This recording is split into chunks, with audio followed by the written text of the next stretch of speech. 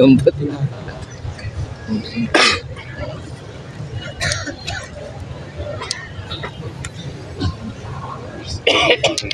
Kita taruh itu. Iya, mau berjalan.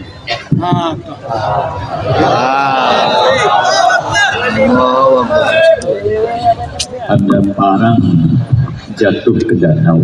Oh, cakep. Dicabut berhulus kering. Saya terbang jauh ke Riau, disambut khusus di Umri. Bismillahirrahmanirrahim. Assalamualaikum warahmatullahi wabarakatuh. Alhamdulillahilladzi allafa baina qulubina fa asbahna bi ni'matihi ikhwana. Wassalatu wassalamu ala rasulillahilladzi biiqtida'i sunnatihi syarifati asbahna lil muttaqina imama. Fasalawatullahi wa salamuhu alaihi wa ala alihi wa sahbihi wa dhurriyyatihi wa ummatihi ila yaumil mi'adi alladhi fi amama. Wa ba'd.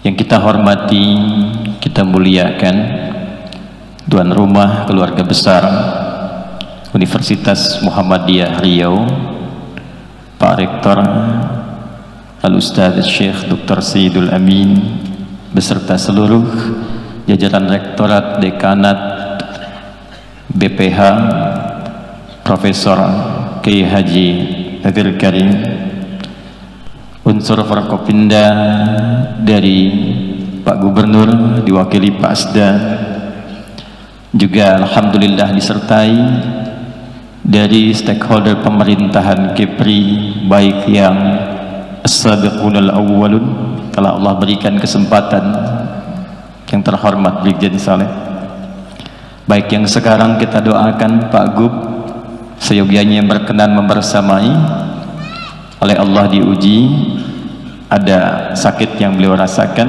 kita doakan mudah-mudahan segera disehatkan dan diberikan kemampuan, kekuatan untuk memimpin Riau yang berkeadilan dan diridhoi oleh Allah Subhanahu wa taala. Dr. Kiai Haji Abdul Wahid, pimpinan wilayah Muhammadiyah, kita doakan beliau sehat, bisa mencerdaskan berbagi ilmunya dan memberikan keberkahan di bumi Riau ini. Yang saya cintai khusus seluruh keluargaku, saudara-saudariku yang hadir di malam hari ini, ada dua kesamaan saya tiba di Riau ini dengan kemarin saya mendarat di Sumbawa. Yang pertama, saya melihat wajah-wajah yang semangat, penuh perjuangan untuk menuntut ilmu. Apalagi yang di sini saya lihat wajahnya semakin bersinar menunggu karena kena pancaran lampu. Yang kedua, sayup-sayup saya dengar suara yang tidak asing tadi, tak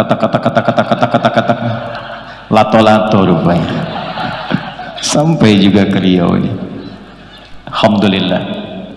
Saya yakin karena kita akan mendalami Al-Quran di malam ini, saya punya keyakinan insya Allah Allah menggerakkan kita semua di malam hari ini, kita memulai untuk menjadi satu di antara generasi terbaik di muka bumi yang pernah berkhidmat untuk mencari bekal kembali kepada Allah Subhanahu wa ta'ala.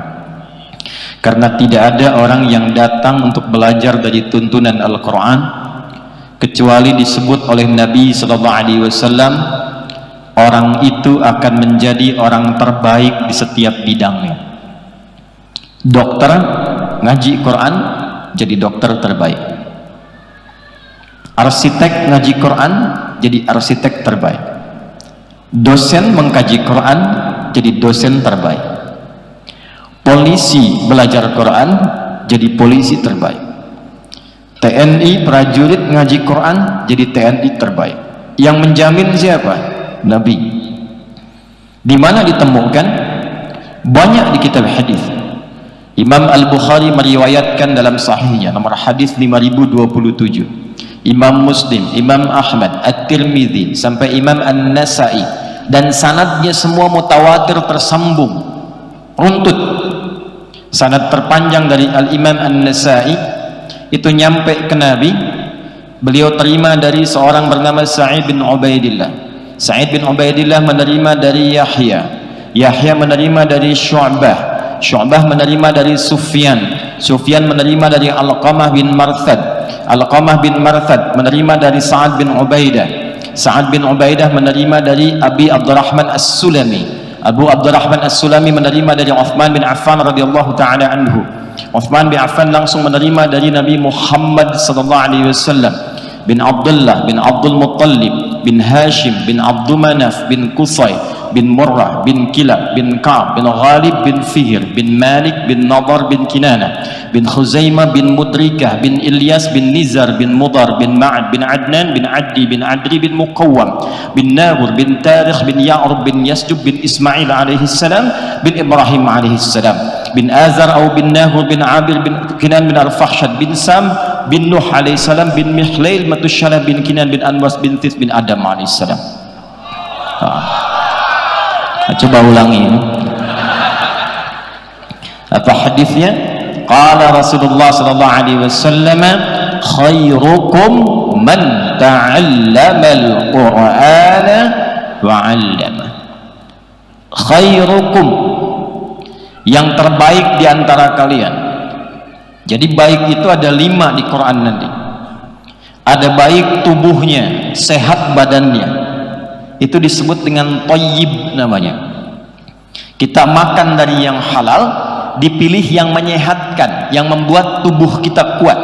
Itu bahasa Qurannya nanti ditemukan di Quran surah kedua Al-Baqarah ayat 168.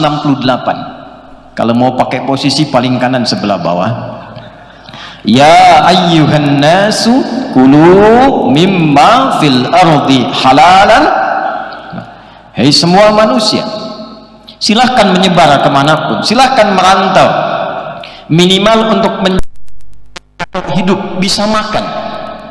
Karena itu kalau orang mau kerja ditanya, Bapak mau kemana? Mencari sesuap nasi, padahal yang dia cari 1 rice cooker itu. Silahkan menyebar, tapi tempuh dengan cara yang halal. Jangan menipu, jangan korupsi, jangan mencuri, jangan menyogok. Hasil yang halal bawa ke rumah, cari makanan yang menyehatkan, namanya thayyib. Jadi kalau orang Arab ditanya kaifa haluka ya akhi, apa kabar? Dia jawab alhamdulillah ana thayyib, saya sehat, kuat fisiknya. Tapi kan belum tentu fisiknya sehat, akalnya juga sehat, sifatnya juga baik. Tubuhnya baik, apakah sifatnya baik? Belum tentu. Ada namanya bang thayyib tuh, dia sehat baik, tapi 2 kali puasa 2 kali lebaran dia nggak pulang-pulang tuh.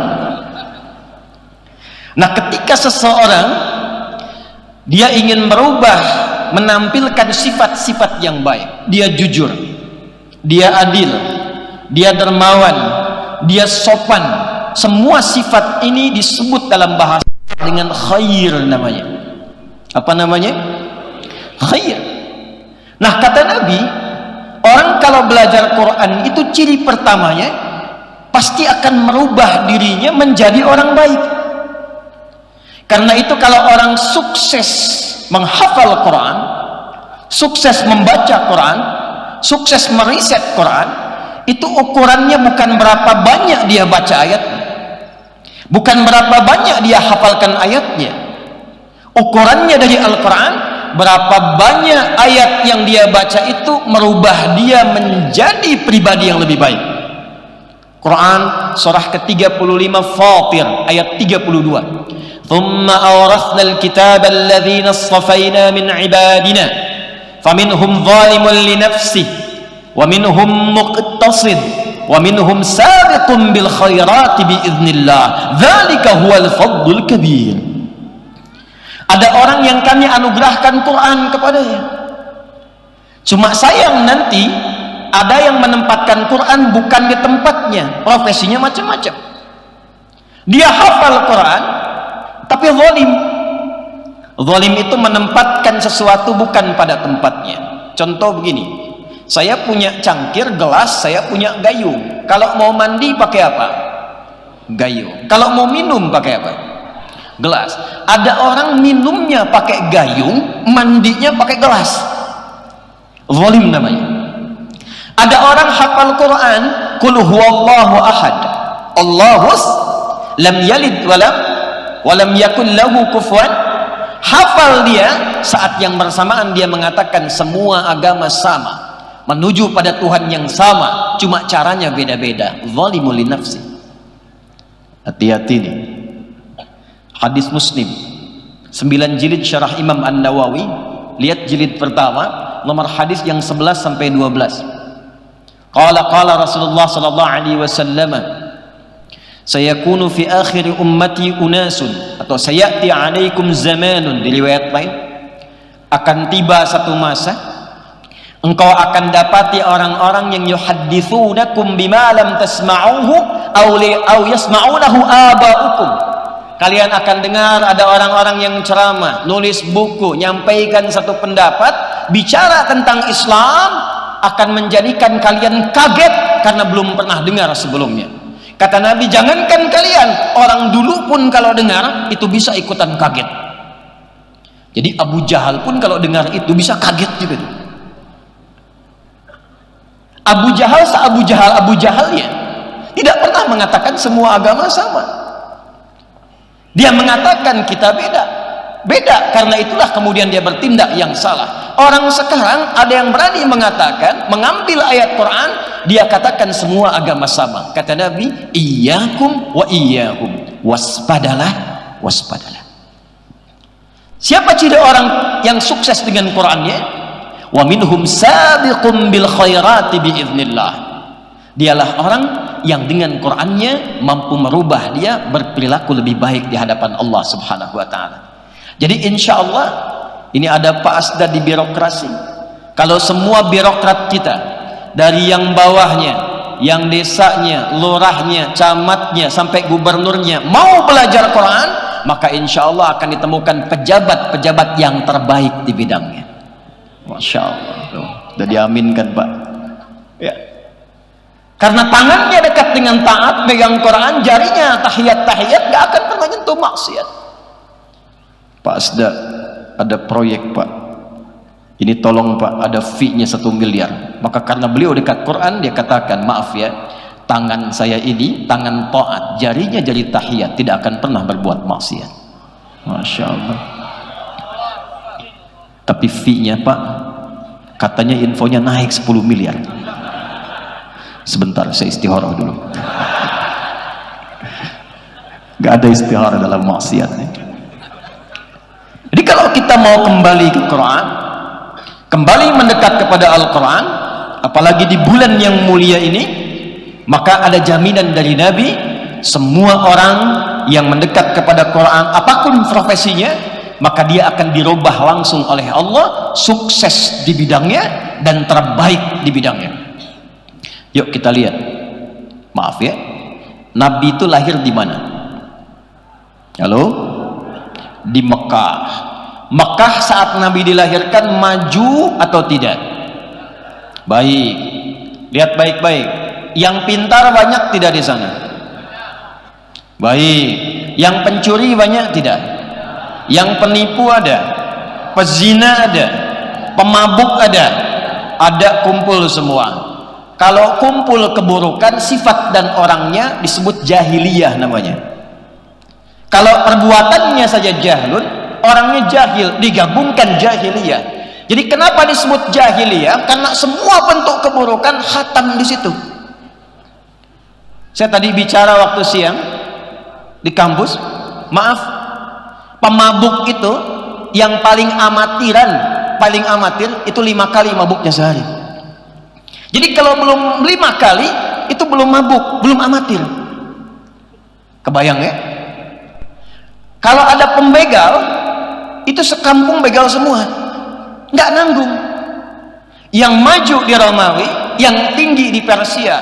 Pada masa itu Mekah di bawah, nggak berkembang, keburukan banyak. Tapi menariknya ketika Allah mengutus Nabi Muhammad SAW, Allah tidak memberikan tongkatnya Nabi Musa, tidak memberikan mukjizatnya Nabi Isa alaihissalam, tidak menundukkan awan untuk dinaiki seperti Sulaiman alaihissalam, tapi yang diturunkan oleh Allah Al-Quran. Al-Quran. Dan apa yang terjadi ketika semua belajar Al-Quran sesuai dengan profesinya? Abu Bakar As-Siddiq belajar, pelajari manajemen bisnis, bagaimana petunjuk di Qurannya, pelajari Quran keseluruhan, maka berubah menjadi orang yang terbaik di zamannya sampai sepeninggal Nabi Muhammad SAW. Umar yang tadinya keras, yang kalau bertemu ngajak berkelahi, hei siapa yang berani denganku ketemu di bukit A, tapi pamit dulu pada ibu yang telah melahirkannya, karena dia akan kembali tanpa nama. Umar yang pernah jualan Tuhan yang terbuat dari roti, musim panas keliling-keliling Tuhan, tiba-tiba lapar, disimpan Tuhan berhalanya itu di atas satu batu, kemudian minta izin, ya Lata ya Manat ya Uzza a'dzirini, tolong maafkan aku sementara, toleran dikit, kuntu ja'ian, saya lapar sekarang, pinjam kepalanya sebentar makan.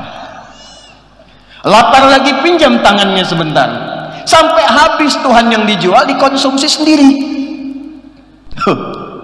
Setelah masuk Islam, Allahu Akbar, tak ada satu pun yang terbaik di zamannya mewarisi Nabi dari keberaniannya, kehebatannya, ilmu belusukannya yang ditiru sampai dengan kini. Umar. Pemimpin pertama yang meniru Nabi belusukan itu Umar bin Khattab radhiyallahu taala anhu.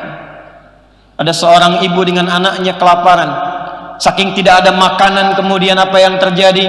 Beliau menggoreng-goreng batu dalam pasir sambil memberikan syair, duhai khalifah, enak-enak di istananya, kami di sini rakyat kekurangan berbagai hal, hanya goreng batu, tak ada makanan. Lewat Umar sedang belusukan mendengar itu, lantas Umar kembali ke Baitul Mal, membuka, mengeluarkan gandum sekarung, dipinggul kemudian oleh beliau. Ketika dipanggul itulah datang ajudannya ingin membantu, kata beliau, tidak, saya yang dihisap. Dibawa ke tempat ibu itu dan tidak mengatakan saya Umar. Zaman dulu nggak ada kamera, zaman dulu tidak ada media sosial, zaman dulu tidak ada update status, zaman dulu tidak ada peluang untuk menampilkan ke banyak orang. Umar tidak cerita kalau beliau Umar, dimasakkan oleh beliau. Bahkan saat dimasakkan itu ibunya masih bersyair, duhai khalifah, enak-enak di istana, cuma orang lain yang datang ke sini untuk membantu saya memasak. Disuapkan pada anaknya tanpa pernah mengatakan saya Umar. Umar. Kenal Utsman bin Affan? Ayo bilang kenal. Utsman manajemen bisnisnya bagus, diajak oleh Abu Bakar As-Siddiq, Abu Quhafa masuk Islam, mengajak Abdurrahman bin Auf masuk Islam. Tapi setelah menerima risalah Quran, belajar dari Quran, meningkat bisnisnya sampai naik level kayanya ke level yang tertinggi, nomor 3. Nomor 1 kaya, nomor 2 kaya banget, nomor 3 kebangetan kayanya. Sampai sekarang Umar masih punya aset di Madinah. Saya katakan tadi siang, terakhir saya umrah beberapa waktu lalu, sekarang sudah ada hotel namanya Hotel Utsman bin Affan, wakaf Utsman bin Affan di Madinah. Modalnya apa? Mengolah sumur dengan kebun, diwakafkan jadi aset, dimasak kemudian dialih fungsikan menjadi hotel, hasilnya disimpan di rekening bank, disedekahkan atas nama Utsman bin Affan. Orangnya sudah meninggal 15 abad yang lalu, masih punya rekening di Bank Saudi sekarang, Utsman. Antum masih hidup belum tentu punya rekening di sana tuh. Jadi semua orang dengan profesinya itu pasti jadi orang hebat. Khalid bin Walid, Abu Ubaidah bin Abi Al-Jarrah, Nabi punya 12.000 orang sahabat setelah meninggal dunia, 38-nya panglima. Satu kekuatan panglimanya bisa menaklukkan Persia dan Romawi. Barokah dari mana? Quran. Apakah hanya untuk orang di masa Nabi saja? Tidak. Karena Quran itu kalau berkahnya sudah turun, maka satu, siapapun yang menerima Quran akan menjadi orang terbaik. Dua, di tempat manapun ada ahli Quran, tempatnya akan mendapatkan keberkahan menjadi baik. Tiga, di waktu kapanpun ada Quran, waktunya akan diberkahi oleh Allah sehingga menjadi baik. Contoh, Quran diturunkan oleh Allah lewat malaikat siapa? Jibril. Jibril ketika menerima Quran berubah status menjadi Sayyidul Malaikah Ruhul Amin, pemimpin para malaikat. Nabi Muhammad SAW menerima Al-Quran, statusnya naik jadi Sayyidul Anbiya wal Mursalin. Waktunya Quran turun di satu malam. Saat turun di malam itu berubah status malamnya dari malam biasa jadi malam istimewa. Malam biasa itu disebut dengan lail. Lail jamaknya layali. Lail, lela, lili, leli, layali itu malam. Ibu Leli, ibu malam-malam. Tapi kalau ada yang istimewa di malam itu, tambahkan tak di ujungnya, lailah. Quran diturunkan di malam itu, jadi berkah malamnya. Inna anzalnahu fi lailatin mubarakah. Ada berkahnya. Ketika berkah, berubah nilai malam itu, value-nya berubah, nilai pahalanya lebih daripada 1000 bulan. Disebut dengan malam Al-Qadar. Inna anzalnahu fi lailatil,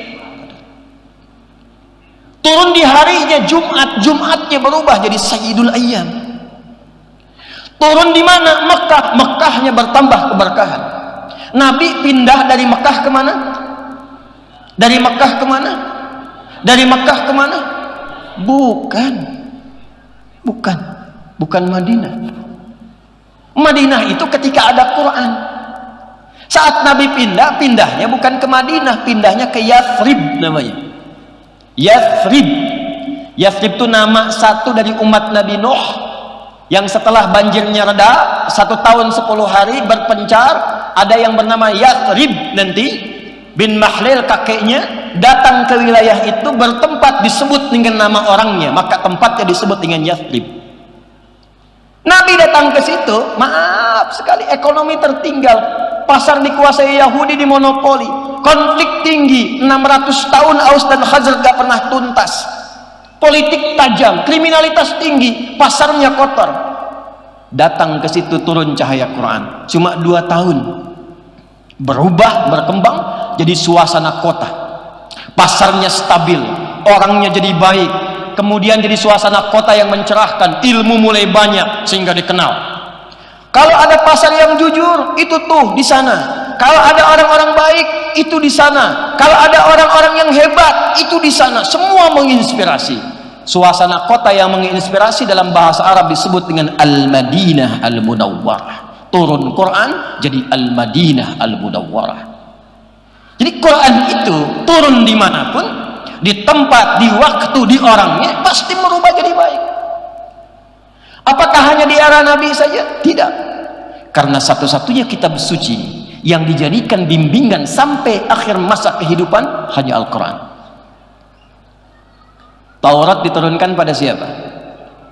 Halo? Pada siapa? Musa alaihi salam. Untuk siapa?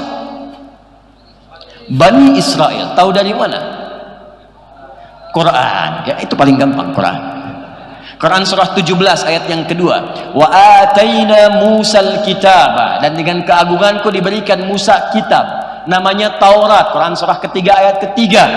Ya, nazzala 'alaikal kitaba bil haqqi musaddiqan lima baina yadayhi wa anzalat Taurat. Apa fungsi Taurat? Balik lagi ke Quran surah ke-17 ayat 2. Wa ataina Musal kitaba wa ja'alnahu hudan li bani Israil. Khusus sekomplek Bani Israel saja. Itu aja, nggak keluar. Nabi Isa dapat apa? Injil. Injil di dalamnya sama, hudan, tapi untuk siapa? Li Bani Israil. Quran beda. Ketika turun risalahnya, kalimatnya beda. Syahrul Ramadan alladzi unzila fihil Quran hudan lin nas. Hudan lin An-Nas disebutkan 241 kali dalam Al-Quran, mencakup semua manusia tanpa kecuali, tanpa batas. Dan oleh Allah dijadikan abadi karena dijamin melewati setiap masa, Karena itu dijaga semuanya, lafadznya dijaga, maknanya dijaga, keutamaannya dijaga, kemuliaannya dijaga. Nggak ada satupun kitab di muka bumi yang sejak diturunkan dibaca terus sama isinya, tak berubah.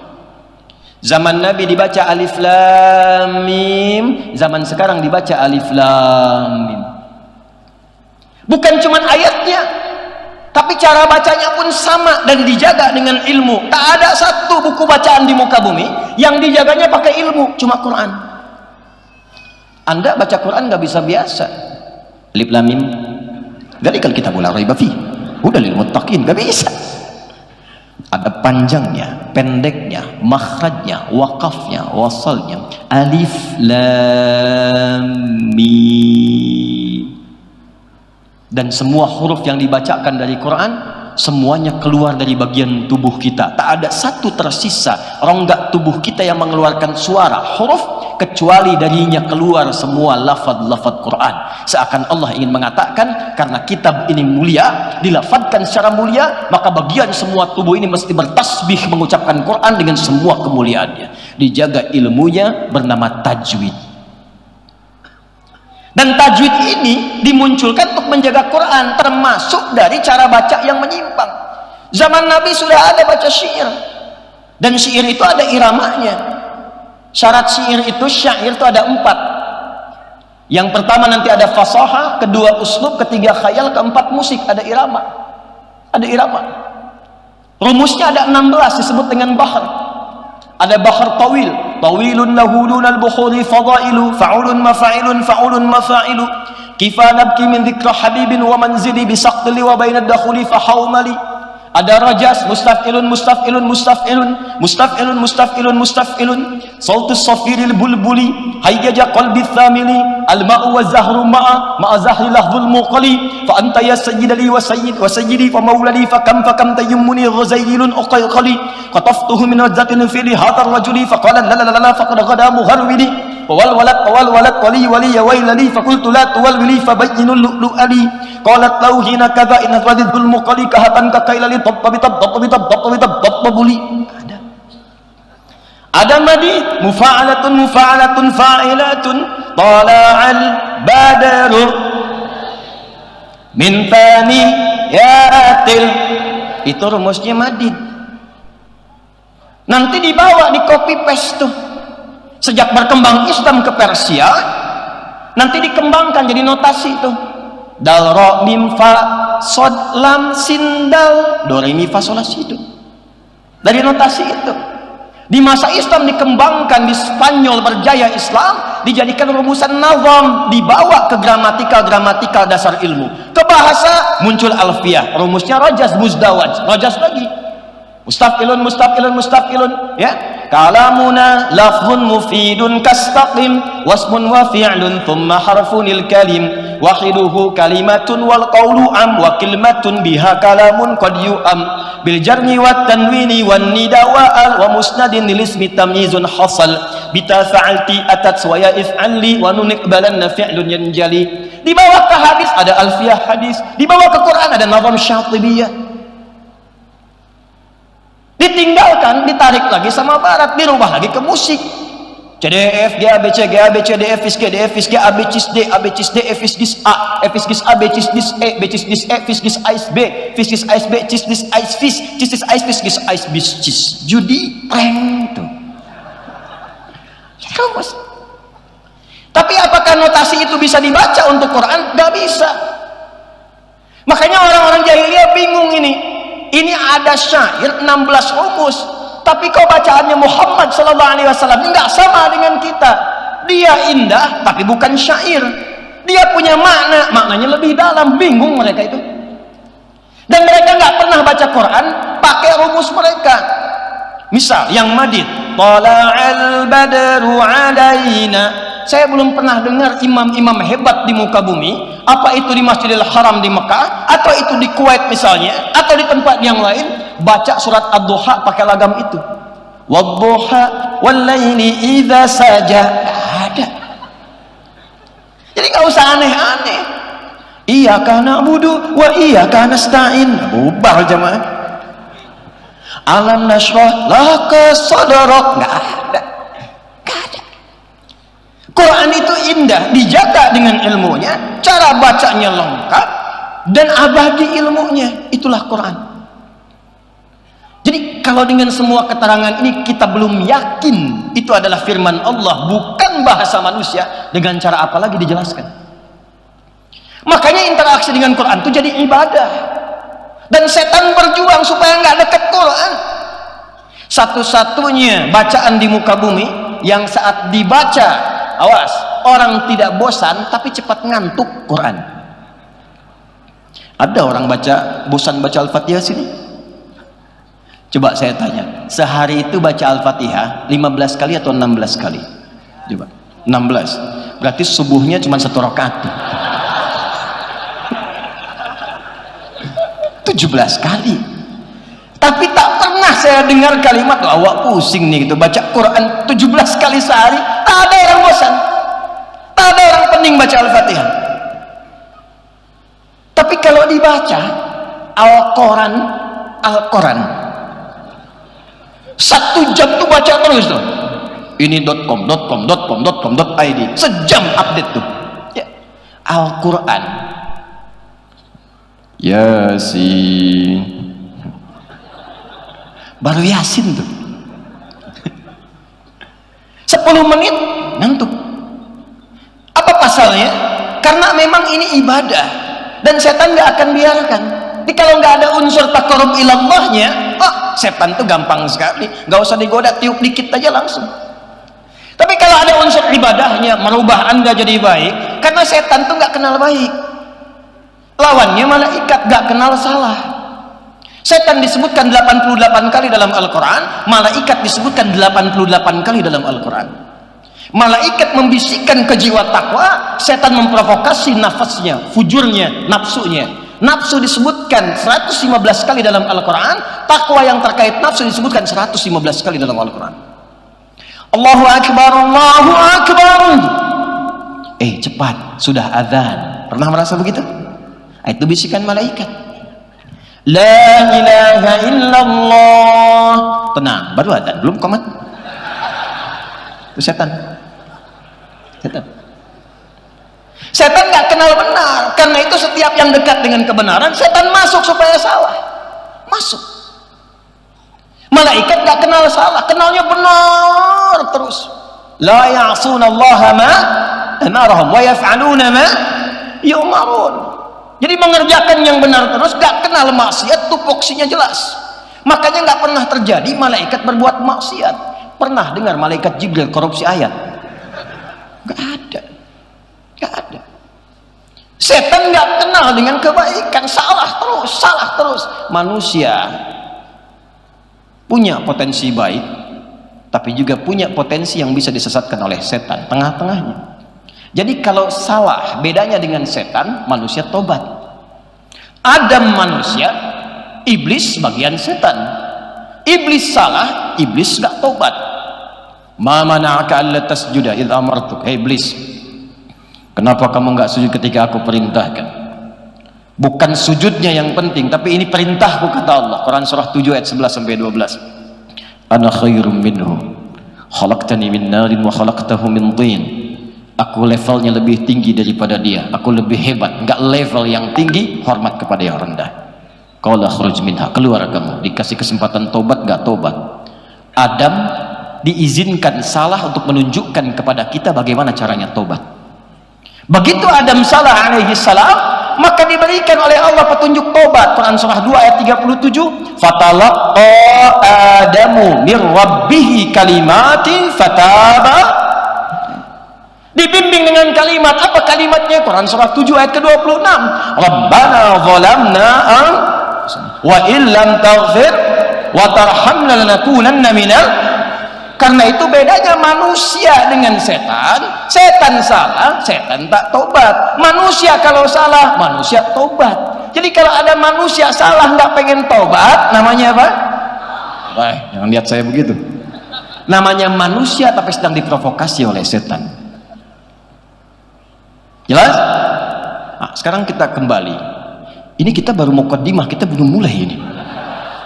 Belum mulai materinya, saya baru kasih pengantar. Kita sampai jam berapa ini?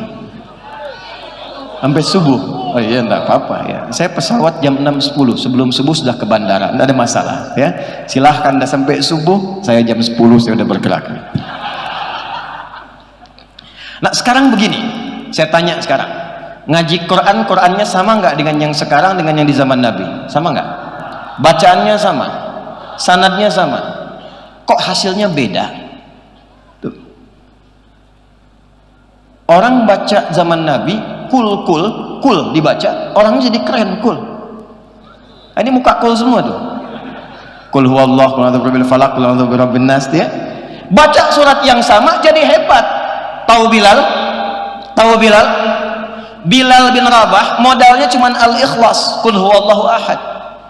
Tapi dari ayat itu menginspirasi beliau jadi kuat, dahsyat, mentalnya hebat, tenaganya bagus, semangatnya tinggi. Dicambuk di tanah lapang yang sangat gersang dengan terik panas luar biasa, dibakar batu awalnya, kemudian dibentangkan, diikat, dicambuk. Irtad murtad engkau, jawab Bilal, ahad. Irtad ahad, irtad ahad. Ini nggak dicambuk, nggak dipanasin, kasih lato-lato, tek murtad. Aduh.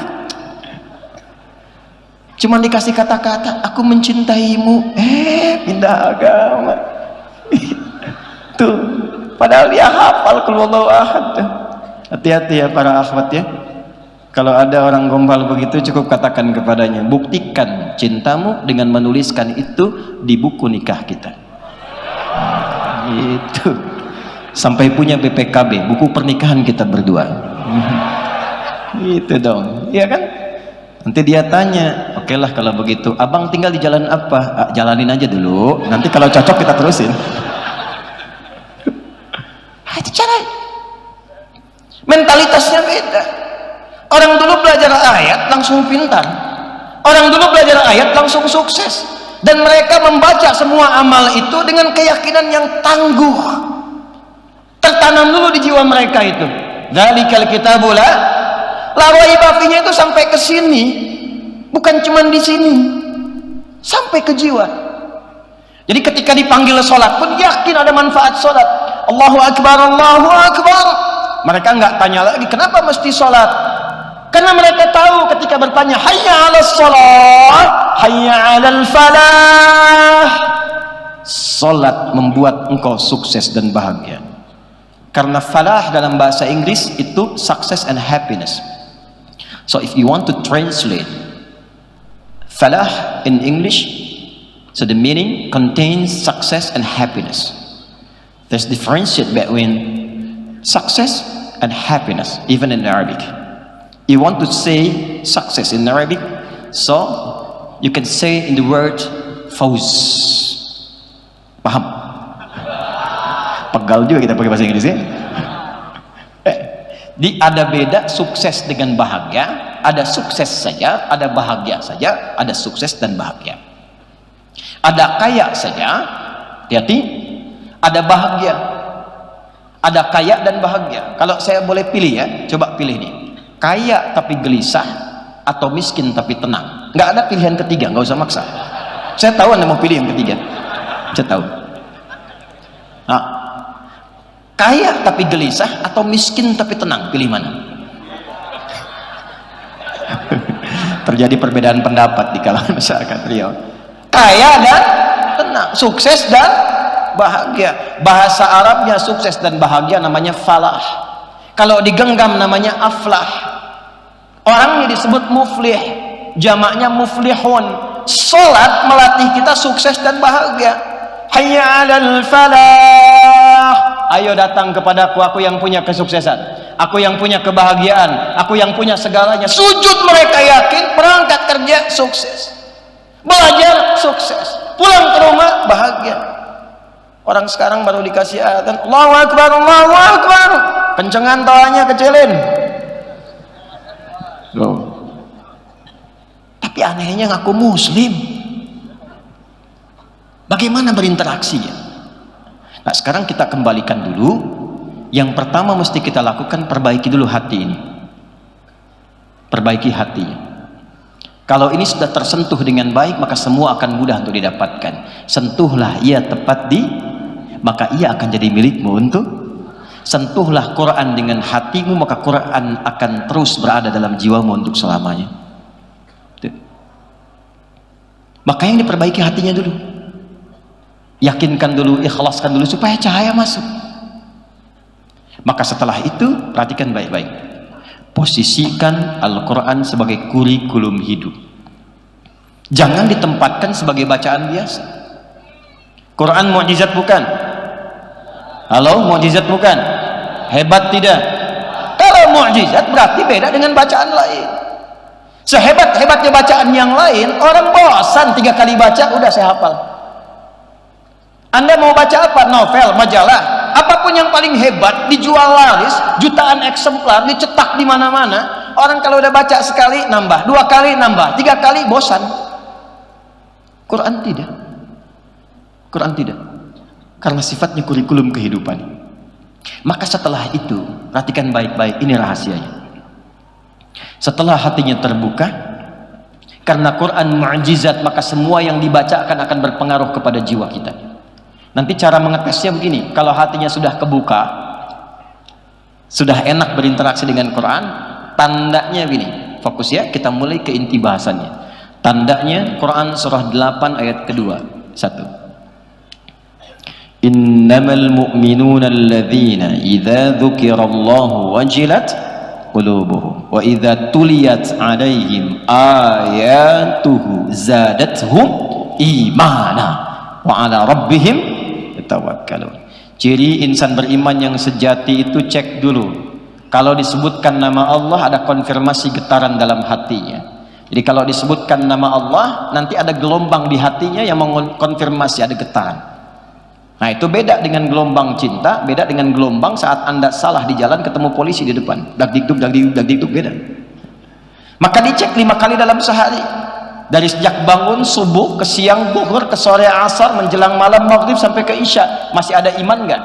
Karena kata Nabi, ada orang yang paginya beriman, sorenya bisa luntur imannya. Asbaha mu'minan wa yumsi kafira, wa yumsi kafira. Maka dicek lewat suara adzan. Karena itu diperdengarkan pertama kali lafadznya Allah. Allahu akbar, Allahu akbar. Ada konfirmasi di hati.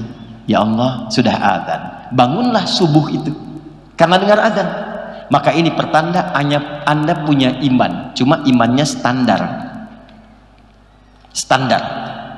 Tinggi tidak, rendah juga tidak, tengah-tengah. Subuh jam berapa adzan nanti? 5 lewat berapa? Hah? 5 lewat 5, 5 lewat 3, 5 lewat 4, 5 lewat 6. Terjadi perbedaan pendapat. Ini menunjukkan ada yang datang dari tempat yang berbeda-beda, tidak dari tempat yang sama ya. Kita ambil 5 lewat 6 misalnya. Allahu akbar, Allahu akbar. Bangun, ya Allah sudah adzan. Itu tandanya Anda masih punya iman cuman standar. Di kantor jam masuk jam 7, datang jam 7 standar. Tapi Anda bangun dari jam 4, menyiapkan diri, menunggu panggilan, iman kuat. Tapi kalau Anda dipanggil jam 5 lewat 6, baru bangun jam 6 lewat 5 dan belum ingat sholat, tipis cahaya imannya, tipis. Tapi kuncinya apa? Nih tes Qori kita bacakan. Wa idza tuliyat 'alaihim ayatuhu. Kalau dibacakan ayat-ayat Allah kepadanya, zadathum imana, bertambah getarannya. Ada konfirmasi, mendengar bacaan Quran ada getaran. Makanya bacanya nggak boleh sembarangan, tajwidnya dibaca. Apalagi kalau suaranya indah seperti Qori tadi. Izin Pak Rektor, Pak Ketua BPH, nanti yang Qori tadi insya Allah kami tanggung biaya kuliahnya ya sampai selesai insya Allah. Bacaannya bagus sekali. Balik. Nah itu dites. Kalau sudah ada konfirmasi, nanti dipakai interaksinya enak. Itu mauhibah namanya. Ada pembuka diberi oleh Allah. Nggak perlu indah-indah nanti, tapi kalau baca ada getaran. Maka ada keinginan nanti untuk membaca. Kalau sudah ada itu jangan tinggal, karena untuk memulai lagi itu nggak mudah.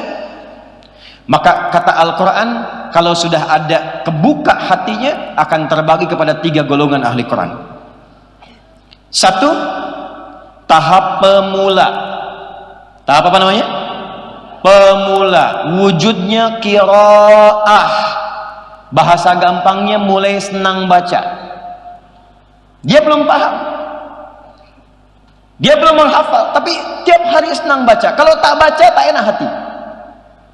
Maka dia punya gerakan one day one juz, one day one verse, sehari satu ayat, sehari satu juz, one day one page, sehari satu halaman.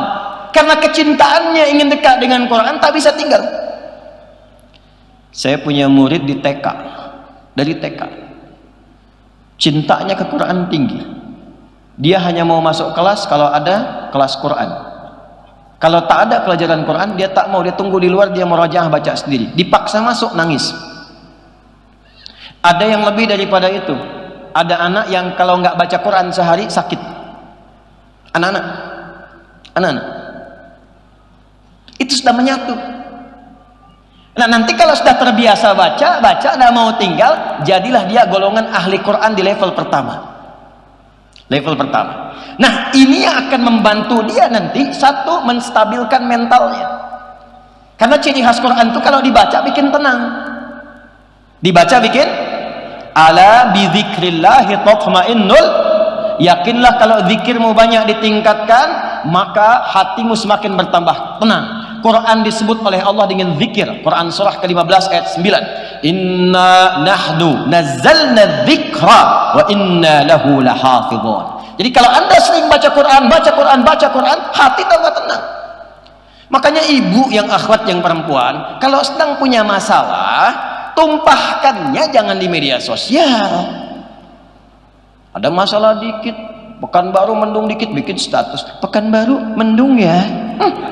Emang kenapa? Nah, ini tadi ada kesaksian yang tentang perempuan. Saya sedikit sekali jelaskan, boleh ya? Perempuan tuh unik, di Quran namanya dua. Laki-laki cuma satu.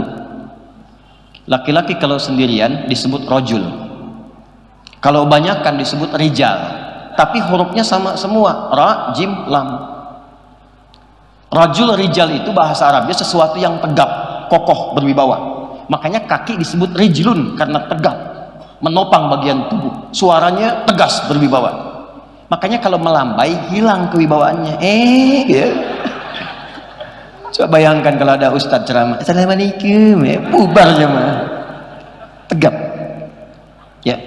Perempuan tidak, dia kalau sendirian namanya mar'ah. Apa namanya? Mar'ah, dari kata muru'ah, yang senang tampil indah, senang terhormat. Karena itu cermin disebut mir'ah. Orang Arab mengatakan al-mar'atu kal mir'ah, karena perempuan senang tampil indah, sering dekat dengan cermin. Mau berangkat ke sini dia bercermin, turun dari mobil dia lihat spion, bercermin lagi. Dan mulai duduk dia lihat handphone, bercermin. Nah, itu perempuan. Suami mau berangkat, ada acara, Pak Rektor mau keluar, itu batiknya sedikit sekali, ya, bahasa Rusianya lecek katanya, cuek aja, kelihatan oleh istri tercinta. Tunggu abah, rapikan dulu. Perempuan. Tapi kalau banyakkan, dia berubah namanya dari mar'ah menjadi nisa. Tuh. Hurufnya udah beda. Laki-laki rajul, rijal, perempuan mar'ah, nisa. Apa artinya nisa, Bu? Bukan. Apa artinya nisa? Nisa itu bukan perempuan, bukan wanita. Nisa itu perempuan-perempuan. Kalau sudah banyakkan. Kenapa disebut nisa? Seakar dengan nasa. Nasa itu artinya apa? Sikap yang kadang suka mencurahkan apa yang dirasakan. Jadi maksud Quran apa? Kalau dia sendirian, sependiam apapun, ketemu temannya suka cerita. Oh.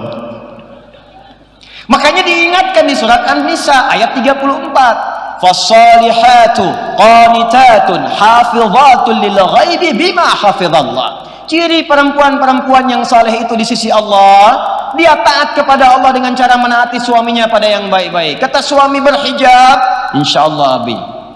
Ikut ta'lim, insyaallah. Tahajud, insyaallah. Ayo siap. Hafizatul lil ghaibi bima hafizallah. Dan dia menjaga kehormatan rumah tangga, terutama suami ketika tidak sedang bersamanya. Judulnya pengajian ta'lim.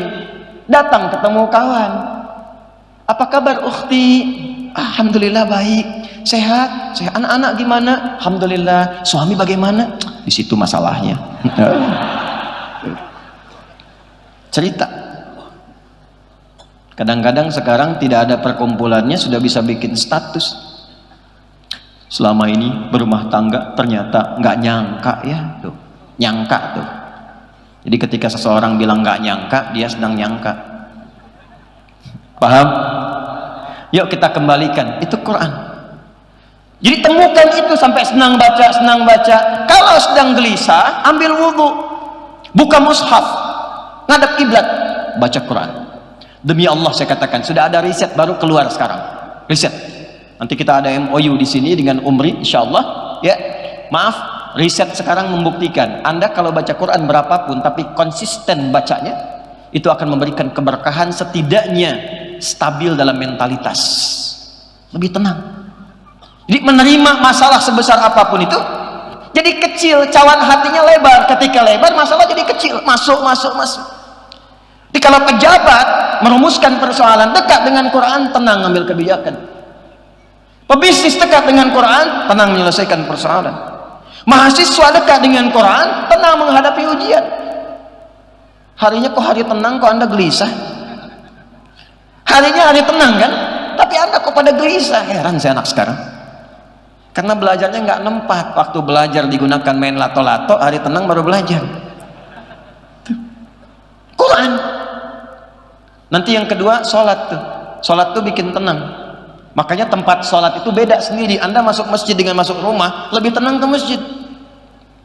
Makanya dulu orang-orang kalau kerja di zaman Nabi bisnis, keluar tuh ba'da syuruk dari masjid, pulang ke rumahnya. Ini bisa rumus nih teman-teman yang dagang, yang bisnis, pengusaha. Itu nggak langsung ke rumah, mampir masjid dulu. Sholat 2 rakaat, tawakal pada Allah, memohonkan, ya Allah saya telah berikhtiar seperti apa yang telah Engkau perintahkan, maka mohon berikan rezeki seperti apa yang telah Engkau janjikan. Makanya keluarnya pulang ke rumah, yang dibawanya aura masjid, bukan aura jalan. Pulang ke rumahnya tuh aura masjid, tenang, enak, ketemu anak nyaman, main-main. Karena anak itu nggak kenal Anda sebagai direktur, nggak kenal Anda sebagai pimpinan. Anda jenderal, iya, di mana? Di kesatuan. Di rumah Anda ayah. Anda manajer, direktur, di mana? Di kantor. Di rumah Anda abi. Iya.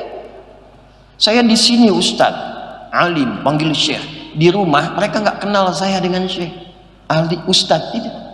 Apa Anda pikir saya pulang ke rumah disambut Ustadz? Tidak. Anak saya butuh ayahnya. Buya, anak yang kecil yang mau 2 tahun. Kita baru pulang dari Amerika, datang ditungguin malam-malam. Tengah malam anak 2 tahun. Buya, Masya Allah. Adek, apa kabar? Buya bertanya-tanya. Ketika apa lagi? 2 tahun. Kita dengar aja lah, dia cerita, dia main kuda-kudaan, dia naik ke punggungnya, naik jalan-jalan. Alhamdulillah, dia rindu buyanya ternyata. Dia nggak kenal Ustaz, tak peduli dia. Kenal ayahnya. Masjid, bikin tenang.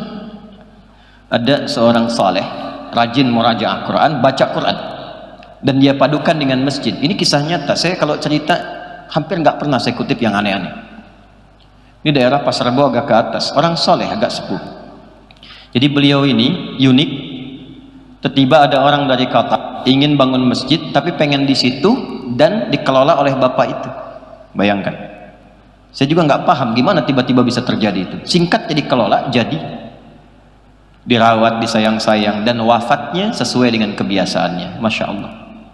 Kamis Ramadan, nunggu senderan belakang, meremlek, meninggal. Ya Tuhan, nafsul mutmainah. Indah wafatnya. Awas belakang tuh, meremlek tuh. Quran. Nah, yang kedua, ini insya Allah nanti kita kerjasamakan dengan Umri. Makanya kenapa saya mulai dari kampus. Nanti insya Allah saya keliling. Tidak jadwal-jadwal kita bertemu. Mungkin nanti pesantren-pesantren Quran. Mungkin nanti dengan pemerintah setempat kita diskusi. Ya, tunjukkan nilai keislaman baik. Yang kedua itu namanya tilawah, kajian Quran. Sesuai dengan passionnya, jadi kurikulum. Misal Anda yang dagang, yang bisnis, kan sudah tahu pebisnis di masa Nabi dituntun Quran, sukses, asetnya sampai sekarang masih ada. Pertanyaannya, kenapa Anda tidak mengeluarkan konsep manajemen bisnis dalam Quran? Diikutin. Dan gak akan pernah bertentangan dengan sistem kehidupan. Lalu detailnya lihat dalam hadis. Makanya Quran dengan hadis bersanding. Ada Quran, detailnya di hadis. Imam Al-Bukhari kan saat nulis kitab Sahih Al-Bukhari, Al-Jami' As-Sahih Al-Musnad Al-Mukhtasar min umuri Rasulillah sallallahu alaihi wasallam wa sunanihi wa ayyamihi, itu beliau kumpulkan secara tematik, ada temanya 97 tema. Jadi tema kehidupan dirinci oleh beliau sesuai kebiasaan Nabi. Ini petunjuknya. Anda yang imannya naik turun kayak lift, sudah turun gak naik-naik. Pengen naik gak turun-turun, buka topik kedua, Kitabul Iman. Ada 57 hadis, dicantumkan ini ayatnya dulu, ini hadisnya, ini ayatnya, ini hadisnya. Subtopiknya dibagi, mana iman yang naik saat sendirian, mana iman kalau naik saat bersama-sama, iman kalau naik dengan harta, iman kalau naik dengan kedudukan, apa yang mengganggu iman sehingga menjadikan lemah, hindari. Ada ayat dan hadisnya. Adik-adik yang belajar, kenapa nggak keluarkan Kitabul Ilmi, topik ketiga? Lalu Anda riset, ada ayatnya, ada hadisnya. Di mana belajarnya cepat paham, supaya nggak lupa-lupa. Kapan waktu belajar, kapan waktu mengulang, kapan mengamalkan, kapan jadwal kajiannya, ada. Nabi itu punya jadwal mengajar khusus untuk perempuan, kajian ibu-ibu ada hari Kamis. Kajian laki-laki di Sufah, waktunya ada dirinci. Dan seimbang, apa amalan yang menguatkan pada kecerdasan, pada kepintaran, ada. Semua. Nah, Anda yang pebisnis, keluarkan ayat-ayatnya. Ada Kitabul Buyu', dalam hadisnya, keluarkan.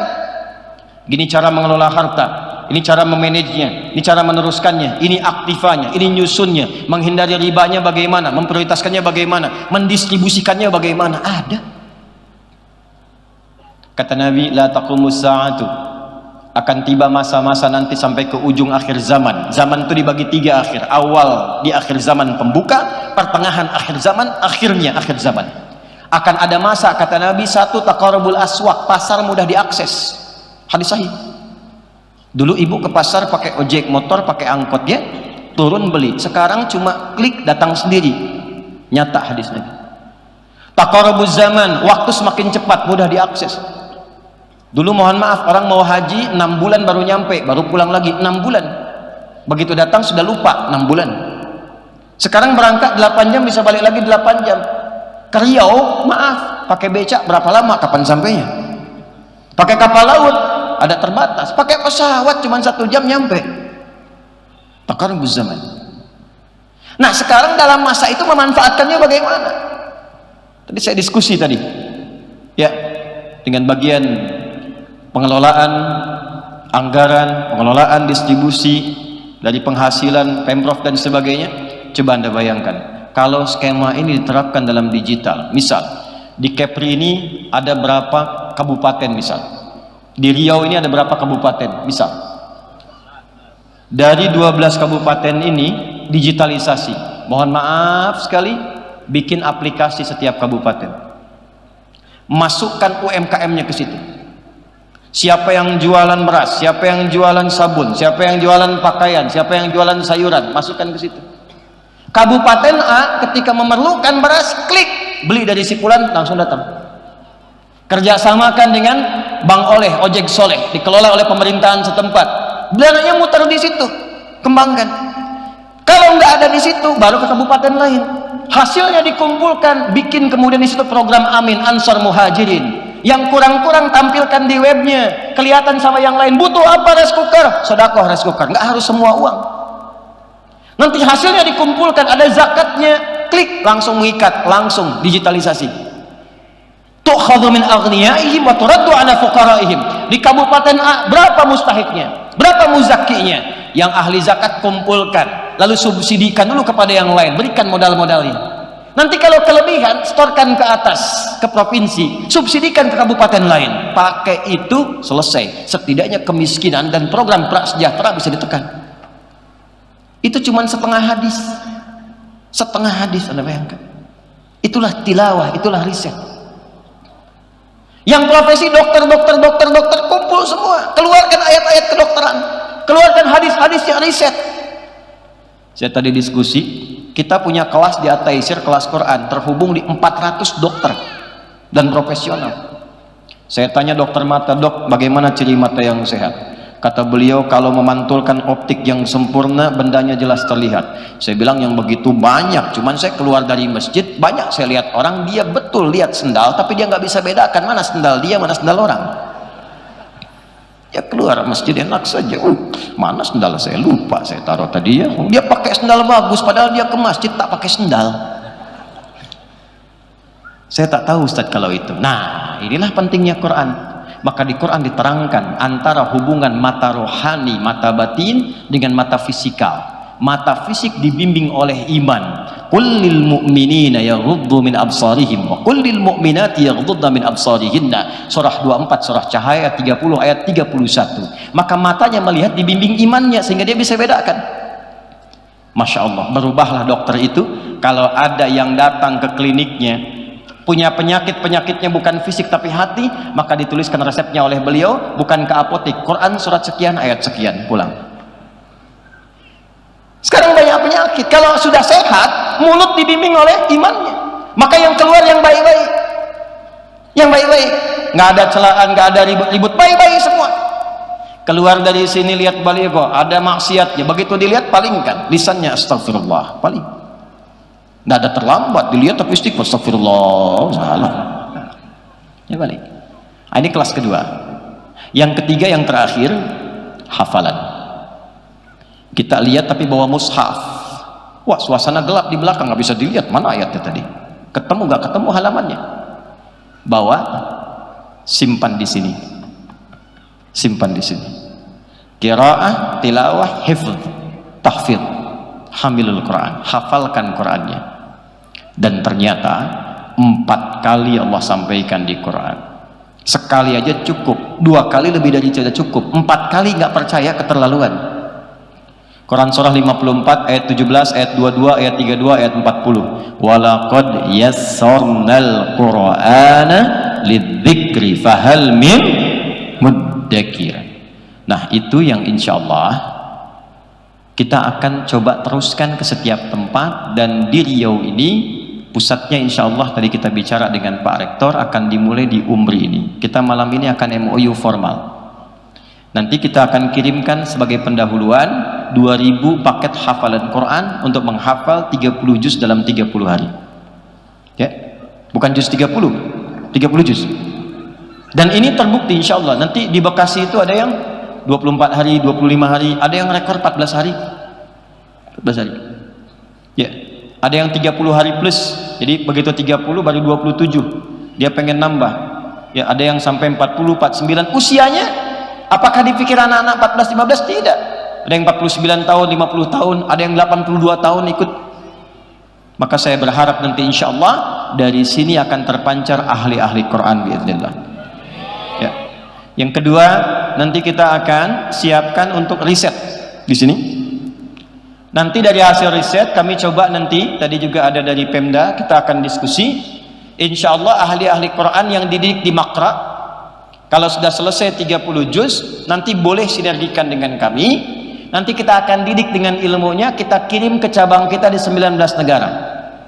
Nanti mungkin ada yang kita kirim ke Amerika, ada yang kita kirim ke Korea, kita kirim ke Jepang. Insya Allah nanti, dan nanti diskemakan belajar supaya bisa ke luar negeri, pulang-pulang sudah banyak ulama dari Riau ini insya Allah. Ya. Nah, jadi saya tak perlu kesini lagi. Jadi Bapak Ibu sekalian, itu yang bisa saya sampaikan. Yang terakhir, saya minta semua rukun dengan tujuan yang sama. Semua bentuknya untuk memfasilitasi. Kendaraan satu tujuan, ada yang bis, ada yang merek-merek tertentu saya nggak sebut supaya nggak endorse. Ya, besar, kecil, biasa, tinggi, rendah, tujuannya sama. Maka yang di Muhammadiyah, yang di NU, yang di Persis, Dewan Dakwah, semua kompak dengan satu tujuan. Saya memulai dari sini untuk memberikan pencerahan, memberikan inspirasi supaya berkemajuan. Tapi saya harapkan insya Allah Umri akan menjadi satu kampus yang terbuka, yang mengakomodasi semua kepentingan Islam supaya bisa memunculkan inspirasi dari Riau. Kita berikan pesan pada dunia global, bahkan akan ada kemajuan yang menjadi tantangan di peradaban, insya Allah. Takbir, takbir. Baik ya, tertib, rapi, dan insya Allah mudah-mudahan semuanya berkah di sisi Allah Subhanahu wa Ta'ala. Ya, baik, saya kira kita butuh waktu untuk beristirahat, menyiapkan kembali dan mengeksekusi apa yang telah kita siapkan. Insya Allah tahun ini terpilih 2 orang dari Riau untuk berangkat. Hari Kamis kami berangkatkan untuk jadi calon ulama. Dia akan berangkat ke Tripoli, ke Ziletin, di kampus terbaik Quran. Jadi kampus itu fakultas manapun semua harus hafal Quran 30 juz, hafalan dan tulisan. Hafalan dan tulisan. Jadi dia nggak akan lulus kecuali hafal Quran secara hafalan dan tulisan. Mohon didoakan karena kami amanatkan sampai S3. Boleh pulang libur tapi jangan selesai sampai S3. Insya Allah ke depan tidak boleh 2 orang, harus lebih daripada itu. Kita punya kerjasama dengan 19 negara.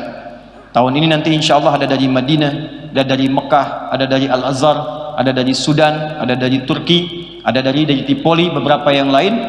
Dan insya Allah kita berikan support maksimal sehingga semuanya bisa nyaman dan gratis untuk bisa belajar. Ya, saya kira itu yang bisa saya sampaikan. Semoga Allah muliakan kita, semoga Allah jaga kita, semoga Allah jaga Riau ini dalam ridha Allah Subhanahu wa Ta'ala, dan semoga Allah jadikan Indonesia baldatun tayyibatun wa rabbun ghafur. Allahumma taqabbal minna innaka antas sami'un alim wa tub alaina innaka antat tawwabur rahim. Allahumma ya arhamar rahimin nas'aluka bitamami rahmatik wa bitamami asma'ikal husna wa sifatikal ula. Allahumma nusalli wa nusallimu ala habibikal karim rasulikal mustafa amin sayyidina Muhammadin wa ala alihi wa sahbihi ajma'in. ربنا لا تدع لنا في مقامنا هذا وفي كل مقام ذنبا إلا غفرته.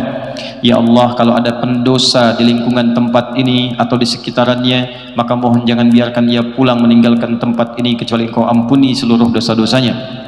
Wala hamman illa farajtah. Jika ada yang tengah merasakan kegelisahan dalam hatinya, jangan biarkan ia pulang meninggalkan tempat ini kecuali Engkau telah tenangkan keadaan jiwanya. Allahumma wala asiran illa yasartah. Jika ada yang tengah merasakan kesulitan di pekerjaan, di keluarganya, di kehidupan sosialnya, mohon dengan keikhlasannya datang ke tempat ini, ringankan dan hilangkan segala kesulitannya. Wala maridan illa syafaitah. Jika ada yang Kau uji dengan penyakit seberat apapun, mohon angkat dan sembuhkan penyakitnya.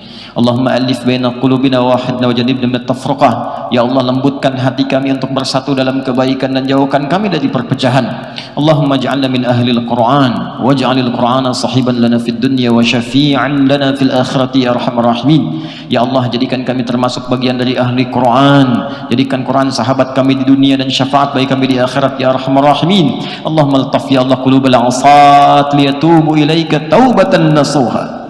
Ya Allah, mohon lembutkan hati-hati pelaku maksiat di malam hari ini agar ia sadar dan mau bertobat kepadamu sebelum Kau wafatkan ya arhamar rahimin. Ij'al baqiyata hayatina hayatun thayyibah wa akhir wafatina husnal khatimah. Ya Allah, jadikan sisa hidup kami lebih baik daripada sebelumnya, dan mohon jadikan bila pun kami mesti kembali di malam ini husnul khatimah. Khaffif lisanana naqula kalimat at-tauhid la ilaha illallah Muhammad Rasulullah. Ya Allah, mohon di sakaratul maut nanti, di sakaratul maut nanti mohon ringankan lisan kami mengucap kalimat tauhid la ilaha illallah. Fa'ajib ya Allah kalimatana biqaulika ya ayyatuhan nafsul mutmainnah irji'i ila rabbika radiyatan maradiyah fadkhuli fi ibadi wadkhuli jannati. Dan mohon jawab kalimat kami dengan panggilanmu yang indah, hai jiwa-jiwa yang tenang, cepat pulang kepadaku. Aku ridha dengan amalmu, Engkau pun akan ridha dengan pemberianku. Masuk dalam golongan hamba-Ku, aku siapkan surga untukmu. Allahumma ashtaqna bi Rasulillah sallallahu alaihi wasallam. Ya Allah, kami merindukan perjumpaan dengan Rasulullah sallallahu alaihi wasallam. Lam narahu ya Allah fil haya wala fil manam, fala tudayyi' lana al-fursah li liqa'ihi yawm al-qiyamati ya arhamar rahimin. Kami tak pernah menatap beliau bersua walau hanya di alam mimpi, maka mohon jangan hilangkan kesempatan kami menjumpai Rasulullah di akhirat kelak ya arhamar rahimin. Ij'alna min ummati nabiyina Muhammad sallallahu alaihi wasallam. Ya Allah, jadikan kami termasuk golongan umat Rasulullah sallallahu alaihi wasallam. Rabbana atina fid dunya hasanah wa fil akhirati hasanah wa qina adzaban nar. Wa sallallahu ala sayyidina Muhammad wa ala alihi wa sahbihi ajma'in. Wa akhiru da'wana alhamdulillahi rabbil alamin. Terima kasih. Saya mencintai Anda semua karena Allah. Assalamualaikum warahmatullahi wabarakatuh.